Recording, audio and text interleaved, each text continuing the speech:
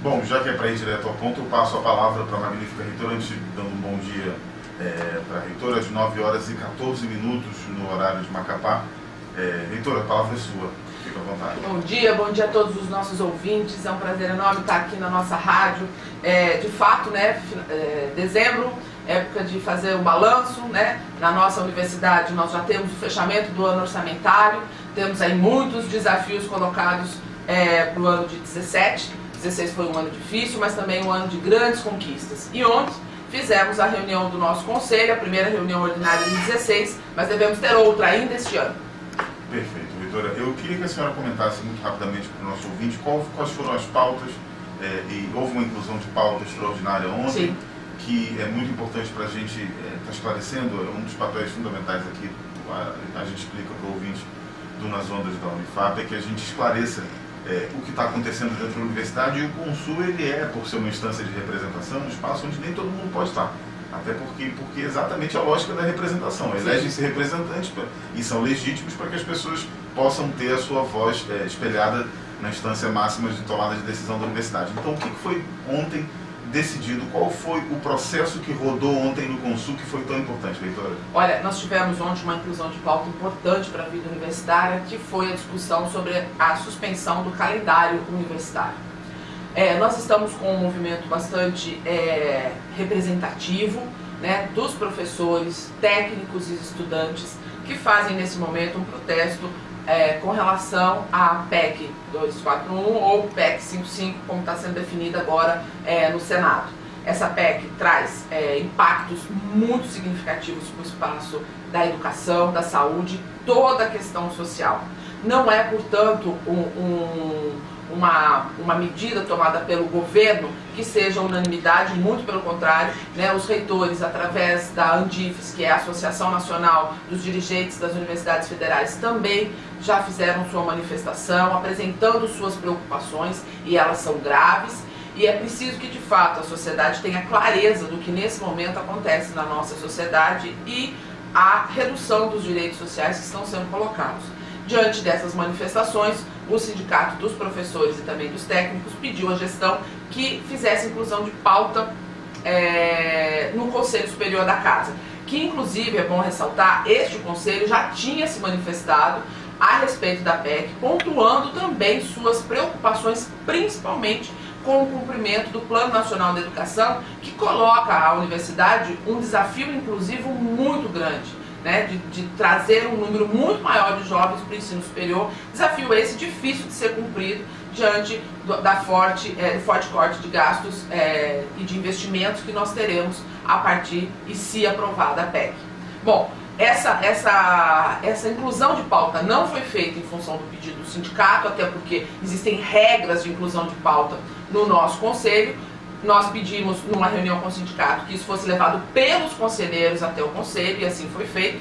2 conselheiros onde pediram a inclusão de pauta para a discussão da suspensão. O pleno aprovou a inclusão de pauta e, inclusive, invertemos e colocamos esse como primeiro ponto. E a discussão foi bastante acalorada, né? Nós tivemos bastante contraditórios, né? Pessoas que entendem que a suspensão é um caminho mais razoável para preservar os direitos tanto dos alunos quanto dos professores e dos técnicos, outros que entendem que a suspensão limita o direito do professor de decidir se quer ou não participar da manifestação grevista, mas no final dessa discussão toda e com todos os prós e contras, é importante dizer também, esclarecer a comunidade que tiveram direito à voz, o representante advogado dos sindicatos, até para esclarecer a respeito de questões jurídicas, que já vou falar delas, que nesse momento são importantes, e também os alunos, né? Os alunos que estavam presentes, representantes dos centros acadêmicos também tiveram voz para externar, né, aquilo que pensam a respeito deste momento da universidade, de todo este movimento de mobilização que é nacional, é preciso deixar claro. E diante disso, o pleno decidiu que vai fazer a suspensão. A votação foi de 17 a favor da suspensão, 9 contra e 5 abstenções. Foi uma votação, portanto, que deixa claro, né, a presença dos contraditórios e isso é importante para o Conselho, né? Ele dificilmente age por unanimidade, as discussões são bastante acaloradas. Quero frisar a participação significativa ontem de alunos e professores que não são conselheiros, mas que estavam lá para ouvir a discussão e de forma muito respeitosa, né? Respeitando e, portanto, ouvindo com cuidado os contra-argumentos e tudo, e em nenhum momento faltando com respeito. Os conselheiros ficaram muito à vontade para expor como viam a questão, e isso é importante. No entanto, isso já foi explicado ontem no Conselho, nós temos aí uma forte judicialização desta questão. No ano passado, quando nós também tivemos o movimento paredista instalado na Unifap, o Conselho também tomou essa decisão, e naquele momento a reitoria tinha um parecer de que a suspensão não devia ser feita, né, tanto pela nossa Procuradoria Jurídica, tanto por outros órgãos de controle da própria instituição, Ministério Público, Justiça Federal, e a suspensão foi feita e a gestão, então, abarcou a decisão do Conselho e fez com que ela pudesse ser divulgada, promulgada, e assumimos, portanto, por responsabilidade da gestão, a decisão que o Conselho tinha tomado. Em função disso, a gestão sofreu uma ação civil pública por parte do Ministério Público, que a levou a ser ré na situação de improbidade administrativa por suspensão do calendário. Essa é uma situação bastante tensa, difícil a gestão, porque coloca aqueles que a representam na condição de poder ser punido com a pena mais severa, que é a demissão, né, das pessoas que foram aconselhadas a fazer o veto e não o fizeram, por entender que naquele momento era preciso acatar a decisão do Conselho.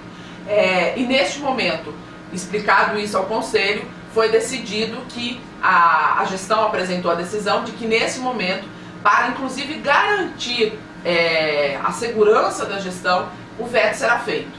E está prevista agora para quarta-feira, dia 14, às 10 horas, nova reunião para se apreciar o veto da gestão a respeito da suspensão do Conselho.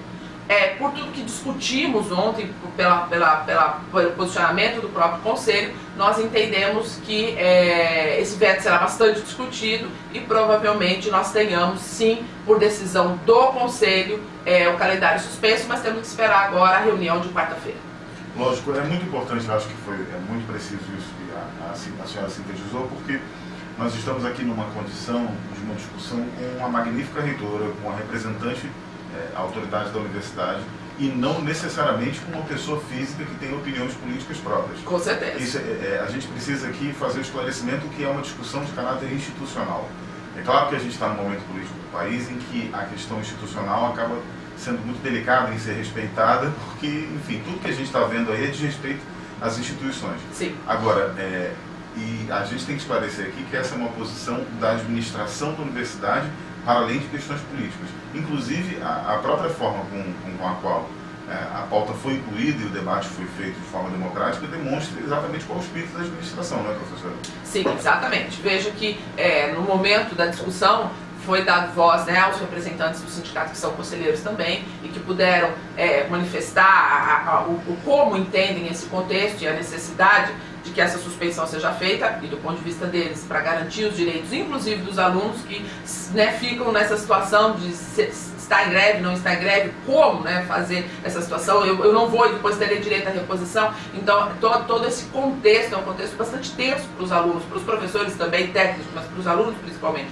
Então, essa leitura, a leitura do contrário, né, de que entende que não, que isso leva as pessoas a necessariamente a adesão, embora é preciso deixar bastante claro que no momento da reunião, inclusive, fomos informados, a decisão já chegou agora na reitoria da universidade, mas fomos informados que, a pedido, né, de membros da comunidade, o juiz soltou uma liminar garantindo que, independente da suspensão do calendário, os professores que entenderem que não devem aderir à greve, ou seja, né, por livre-arbítrio, entender que não deve fazer a adesão ao movimento, ele terá as suas atividades, a execução de suas atividades garantidas. Isso foi lido, inclusive, no pleno, a decisão foi lida no pleno, então todos estão cientes. Essa informação, inclusive, vai ser repassada para os sindicatos, para que todos estejam cientes da liminar emitida pelo juiz, de modo que é uma questão que já está judicializada. É preciso que a nossa comunidade entenda que é uma questão de gestão, de administração, né? Eu sou também professora de ciência política dessa casa, tenho minhas opiniões como cidadã a respeito de todo esse contexto, mas preciso preservar a instituição do ponto de vista jurídico e administrativo. E isso ficou bastante claro ontem na discussão do Consul. Inclusive existia um temor muito forte, tanto da administração quanto dos conselheiros, de que essa judicialização atingisse também o Conselho e que os conselheiros pudessem vir ser responsabilizados. No entanto, a fala tanto do advogado do sindicato quanto a fala do nosso professor de direito, que trabalha com direito administrativo e que é conselheiro, deixou o conselho mais tranquilo e a gestão também, dizendo que, em sendo feita uma votação secreta, como prevê o nosso regimento, sem identificação, então, do voto de A ou de B, essa questão não pode ser responsabilizada, porque quem votar contra não pode ser responsabilizado por quem votou a favor, e isso garante, então, uma segurança maior ao nosso conselho, e é assim que será a votação na quarta-feira, dia 10, ou seja, será uma votação secreta, em urna, conduzida pela presidência do Conselho Superior, no sentido, então, de garantir, inclusive, proteger o Conselho Superior da Casa, que é importante que possa se manifestar de maneira democrática e exerça a sua autonomia, tomando a decisão do que lhe cabe, que é a decisão se suspende ou não esse calendário. E aí, então, na quarta-feira, nós vamos retomar esse debate e, como já disse, a minha impressão, e aí apenas uma impressão diante de todo o debate que houve, né, diante das múltiplas manifestações, que nós devemos ter sim a derrubada do voto e aí o calendário sendo suspenso pelo Conselho. Mas é algo que temos que esperar. Quarta-feira, então, temos a nova reunião para que essa decisão seja tomada da derrubada do veto. Pois é, esse é um ponto muito importante ainda, Vitória, que eu acho que a gente também pode explorar e pode discutir aqui rapidamente, pelo menos como uma nota. É a seguinte: não há nenhuma manobra, muitas pessoas estão se posicionando a respeito da greve. Eu acho que a gente pode, num momento como esse, falar com a abertura necessária, de que há muitos estudantes técnicos e docentes que estão se posicionando contra a greve, alegando que há um pequeno grupo da universidade que está impedindo as atividades, e a gente não pode simplificar as coisas de uma forma tão grosseira. Né? A gente tem que ter um pouco de sensibilidade para entender tanto essa conjuntura nacional quanto um respeito à representação do ponto de vista local. Quer dizer, o Consul não é um grupo de pessoas que caiu de paraquedas dentro do prédio da administração. Claro, foram eleitos, eles têm uma representação de colegiados, eles têm uma representação por departamento, por eleição. Quer dizer, é um engenho político muito sofisticado que não pode ser simplesmente colocado de uma forma, olha, essas pessoas estão querendo decidir pela universidade. Não, ali há um mandato de representação. Mas um ponto interessante também a se explorar é que para a gente evitar maus entendidos na universidade é muito importante, que essa reunião do dia 14 do 12 às 10 horas da manhã, que a senhora está tornando público, está dando transparência para o acontecimento que se prevê, não é nenhuma manobra, não é nenhuma revirada de jogo, muito pelo contrário, isso é um instrumento da votação secreta que está previsto em regimento, né? Exatamente, está previsto no regimento do nosso Conselho, o veto é previsto, né? E também a forma pela qual a votação tem que acontecer para a derrubada ou manutenção desse veto. Então, nós vamos seguir à risca o que manda o regimento da Casa. E como eu já disse, entendo isso importante, inclusive para preservar o próprio Conselho. É preciso também ressaltar que, mesmo com a não suspensão do calendário, o que tem, né, desde o dia 28 até agora, a gente não tinha feito a discussão ainda, o movimento paredista é um movimento legítimo, que se organiza se organiza em luta nacional e contra a uma política do governo, e que em nenhum momento nós tivemos a posição deste movimento paredista de interceptar, de impedir a entrada, de fechar portão, muito pelo contrário. O movimento é pacífico, ele tem promovido discussões e tentado trazer os professores pelo convencimento, os professores, os técnicos e os estudantes, pelo convencimento para dentro do movimento. Então, assim, nós temos hoje um clima instalado dentro da universidade de convivência entre os grupos que entendem que devem se manifestar e que o momento é importante e nacionalmente nós temos que aderir, né, e fazer adensar, e aqueles que entendem que não, que essa não é a melhor estratégia, inclusive pessoas que não aderiram ao movimento paredista e que estão se manifestando também através de outros instrumentos. A universidade é o espaço da diversidade, cada vez mais nós precisamos ter clareza disso e me parece que hoje, né, a comunidade acadêmica vive momentos diferentes de manifestação, de pontos de vista, e nós estamos conseguindo manter essa convivência sem nenhum tipo de agressão, de impedimento, e isso é muito importante. Por quê? Porque mostra que a universidade é capaz de respeitar, né, a sua diversidade e os seus posicionamentos contrários. Entendo que isso também se reflete no conselho, como eu já disse, né, nós tivemos posições favoráveis e contrárias, ganhou as posições favoráveis pela suspensão do calendário, mas as posições contrárias foram colocadas e respeitadas, e isso é fundamental.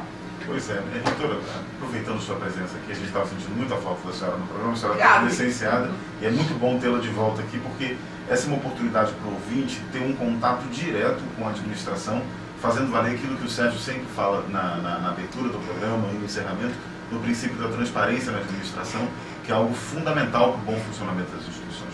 Já que a gente está falando de Consul, eu queria perguntar se a senhora se sente à vontade, já que a gente prometeu para o ouvinte um balanço. Sim. Qual é o balanço que a senhora, nesse ano de 2016, faz a respeito do Consul? O que mudou? O que ainda precisa ser aperfeiçoado? O que foi aperfeiçoado? Quais são os desafios para 2017? Como é que a senhora vê, a senhora que é a presidente do Consul, como é que a senhora vê o Conselho ao longo desse ano? Qual é a avaliação que a senhora faz? Nós tivemos uma votação e compusemos um Conselho Estatuinte. E no primeiro semestre desse ano, nós tivemos um grande desafio, que era vencer uma pauta que estava muito atrasada dentro do Conselho, né? Muitas resoluções precisando de apreciação, e nós tivemos um trabalho muito intenso. Eu quero aqui agradecer a todos os conselheiros que fazem parte do Conselho Universitário dessa casa pelo empenho. Nós demos conta de desafogar essa pauta, e isso foi importante porque trouxemos resoluções importantes para a nossa comunidade, e aí então os parâmetros necessários para reger a vida acadêmica, e isso é fundamental. E também deixar bastante claro algo que está um pouco obscurecido em função, né, de todas essas discussões políticas e importantes, mas algo que a gente não pode perder de foco. Nós já demos início aos trabalhos da Estatuinte. Isso é fundamental. Ontem, inclusive, depois da votação do calendário, nós tivemos a discussão sobre a metodologia que será aplicada para se fazer a Estatuinte. O Conselho, então, tem trabalhado de forma árdua. As câmaras, então, alguns conselheiros têm dito, olha, tá alucinante esse trabalho, né? Porque a Câmara, o Conselho, nós tivemos reuniões semanais no primeiro semestre, durante aí um bom tempo, reuniões ou nas terças ou nas quartas ou nas quintas-feiras. Então eram reuniões bastante intensas, muitas discussões. Ainda temos pautas que precisamos ser discutidas, que serão pautas polêmicas, né? Tem o pedido dos técnicos das 30 horas, tem a regulamentação do auxílio pesquisador. Então ainda temos muitas pautas, mas já desafogamos muito o Conselho. Hoje eu posso dizer com tranquilidade que o Conselho Superior da Casa está com o dever feito e as pautas quase todas em dia. Pois é, então, se nós entendemos bem, em 2017 o desafio é o estabelecimento pleno do novo estatuto da universidade? Da Estatuinte. O que é esse novo estatuto? Só para o ouvinte que não está acostumado com esse termo, o que é exatamente a Estatuinte e o que muda na realidade da universidade com um novo estatuto? Tá. Nós optamos na nossa universidade a fazer a Estatuinte através do Conselho Superior. Por isso a eleição desse conselho foi conhecida como a eleição do Conselho Estatuinte. Será o conselho que conduzirá, junto à comunidade, as discussões para a reelaboração do nosso estatuto. É preciso que fique claro à nossa comunidade que não se trata de um novo estatuto, uma vez que ele já existe e nós já somos na universidade, portanto vamos refazer ou reelaborar o estatuto que já existe. Vamos partir dele para um estatuto que atenda às nossas necessidades.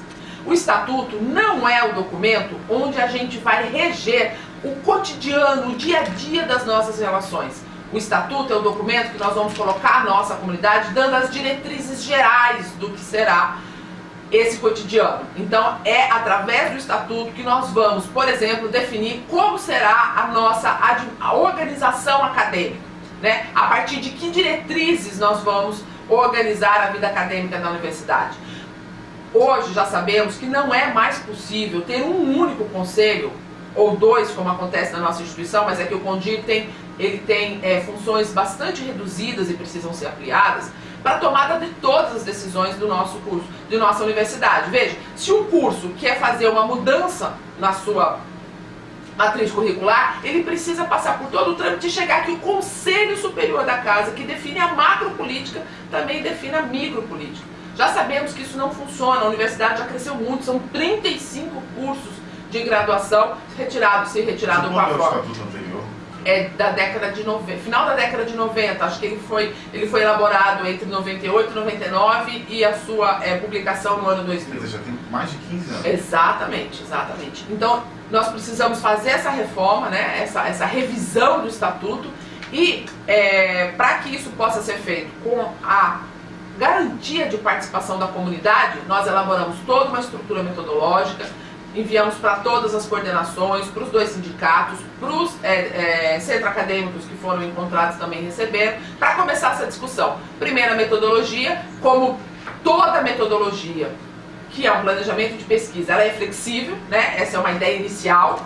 Ao executá-la, saberemos se vai ser preciso adaptar, mexer, rever, mas já está aprovado o esqueleto inicial. E agora vamos para a divisão dos grupos de trabalho dentro do Consul. E os conselheiros vão se dividir por temas que são importantes para o nosso estatuto e aí então promover a discussão com a comunidade. Claro que para que isso aconteça de forma bastante democrática, será necessário esperar que a comunidade retome, né, que a vida acadêmica retome a sua normalidade, ou seja, que a vida acadêmica aí não esteja com o movimento paredista e tudo mais instalado, para que nós possamos começar essa discussão. Mas o fato é que nós tínhamos um objetivo para 2016, que era iniciar os trabalhos, e conseguimos fazer isso. O Conselho, portanto, deu conta do recado, e não foi pouca coisa, posso lhes garantir que o trabalho no Conselho foi bastante intenso, e todos os conselheiros sentiram isso.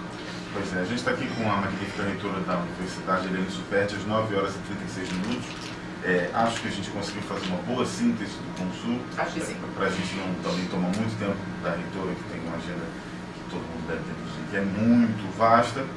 Queria deixar a senhora à vontade para as suas considerações finais, para uma mensagem depois de um período na qual a gente não teve a sua presença e graças a Deus agora a gente tem de novo, a gente fica muito contente e não será a única no mês de dezembro, né, reitora? A gente convida a senhora para que ao longo do mês de dezembro, na medida em que sua agenda puder, a gente consiga fazer aqui um conjunto de entrevistas, um conjunto de falas, para que a gente faça um balanço setorial da universidade. O que aconteceu na graduação, o que aconteceu na pós-graduação, o que aconteceu com os novos cursos, os cursos que foram mantidos, não foram, para a gente pegar o ano e fazer uma varredura nele e colocar ele bem claro, a gente colocar ele bem fatiadinho, bem explicadinho para o nosso ouvinte. Então deixa a senhora à vontade, muito obrigado pela sua presença para falar.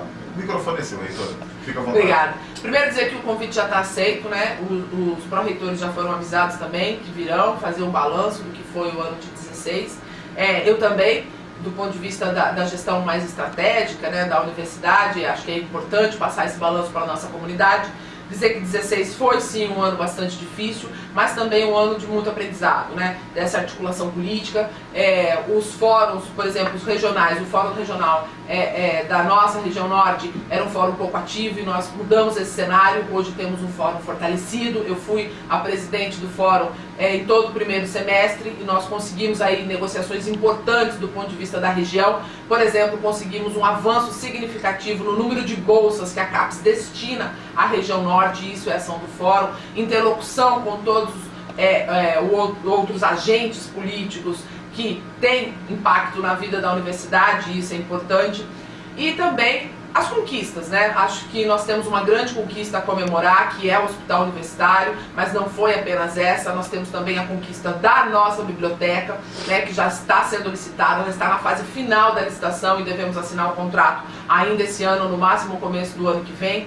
O próprio EAPOC com a retomada das obras, isso é maravilhoso, nós estamos muito satisfeitos em que as obras foram retomadas, vencemos um longo período de disputas judiciais, de acertos com a empresa, mas conseguimos retomar a obra, a urbanização, e agora as perspectivas que temos para 16, né? Temos muitos desafios, Mazagão precisa de um atendimento especial, Santana também, e a gente já está atento a isso, então acho que retornar aqui, poder colocar quais são os planos para 17 e também esses desafios vencidos em 16 será muito bom e muito importante.